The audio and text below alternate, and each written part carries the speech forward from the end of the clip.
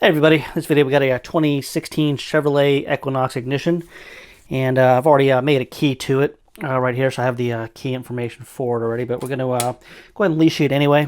The hardest part really about Lishi ignitions usually is just it can be kind of awkward. Sometimes you got to put the tool in, pick it, pull the tool out and flip it around to read it, different things like that. And we're going to be using the HU100 Lishi, and I did a video before this one on the difference between the pre-2019 HU100 8-cut and the post-2019. It's just one gets stuck in the ignition sometimes, and the post-2019 one won't, which is this one. That video will be up in the top corner if you want to check that out, or if you ever get one stuck and need to know how to get it unstuck. As far as leashing this goes, it does have 8 wafers in it. And so we'll see if we can go ahead and pick it, and we'll go through the decoding process.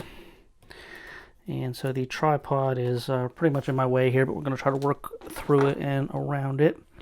All right, I think that's going to be pretty good here. And my arms kind of weave through it here, so get started. Just figure out where our wafers are. So we got one going up, so that means all the odds are going to be going this direction. Evens will be going the other direction. And I'm going to go ahead and apply tension. And we'll just start on 1. It's springy, so we'll leave it alone. We'll go to 3. Okay, 3 is binding. So we'll go and we'll pick 3. Gotta click on 3. Okay, 5 is binding. Gotta click on 5. 7 springy. We will leave it alone, and we'll go check our our even numbers.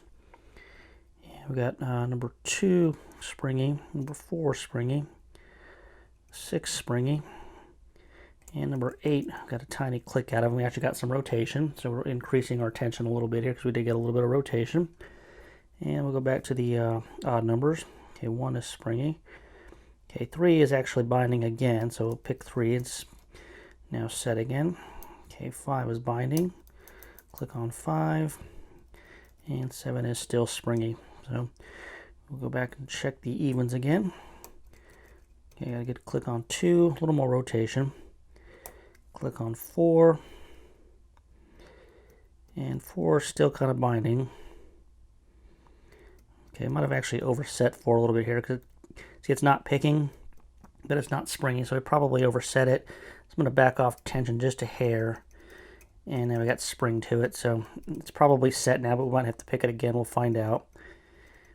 We got bounce on 6, so we'll leave that alone, and bounce on 8. And I'm going to go back through the evens here. So 2 springy, okay, 4 springy, 6 springy, 8 springy. So we'll switch back to odds.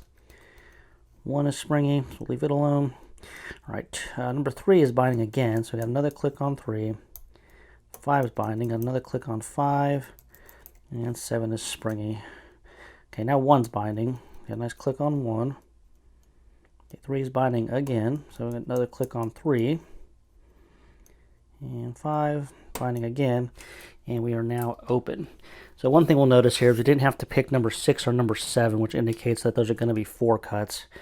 Now, one other tip too, as far as reading these things, you really don't need to turn it very far. If you've ever seen one of these ignitions here, and I'll do another video taking it out with the IRT tool, so stay tuned for that.